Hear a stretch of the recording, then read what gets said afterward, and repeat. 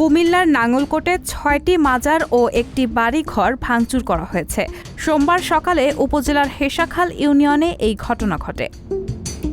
এ সময় উত্তেজিত জনতা হেসাখাল ইউপির তেতইয়া রৌশন শাহ মাজার, হিয়াজোড়া গ্রামের গনি শাহ মাজার, সুবেদার আব্দুর রহিমের মাজার, হাবিলদার আবুল কাশেমের মাজার, আব্দুল জলিলের মাজার ও নিজামুদ্দিনের কবরস্থান এবং বক্তা সৈয়দ গোলাম মহিনুদ্দিন টিপু হিয়াজুরির বাড়িঘর ও মোকরা ইউপির ফতেপুর পেটেনশার মাজার ভাঙচুর করেছে।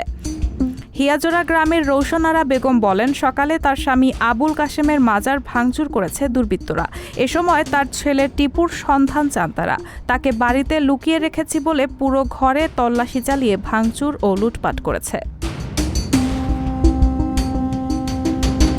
টিপুর ছোট বোন জান্নাতুল ফেরদৌস জনি বলেন, সকালে গোত্রশাল গ্রামের মাওলানা জসিমউদ্দিন ও নাগোদা গ্রামের মাওলানা সুলাইমান হুজুরের নেতৃত্বে কয়েকশো লোকজন প্রথমে মাজার ভাঙচুর করে, পরে বাড়ি ঘরে এসে হামলা করে টাকা, স্বর্ণালংকার, আসবাবপত্র, প্রয়োজনীয় কাগজপত্র লুটপাট করে নিয়ে যায়।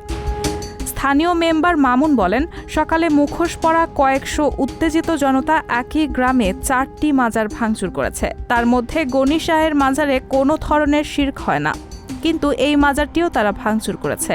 অভিযোগের বিষয়ে মাওলানা জসিমউদ্দিন ও সুলাইমান বলেন, মাজার ভাঙচুরের বিষয়টি বিভিন্ন মাধ্যমে শুনেছি। আমরা মাজার ও বাড়িঘর ভাঙচুরের সঙ্গে জড়িত নয়। আমাদের বিরুদ্ধে ওঠা অভিযোগটি মিথ্যা। টিপু ইসলাম বিরোধী কর্মকাণ্ড করায় তার বিরুদ্ধে পূর্বে আমরা মামলা দিয়েছিলাম। ওই মামলায় জেল খেটেছেন তিনি।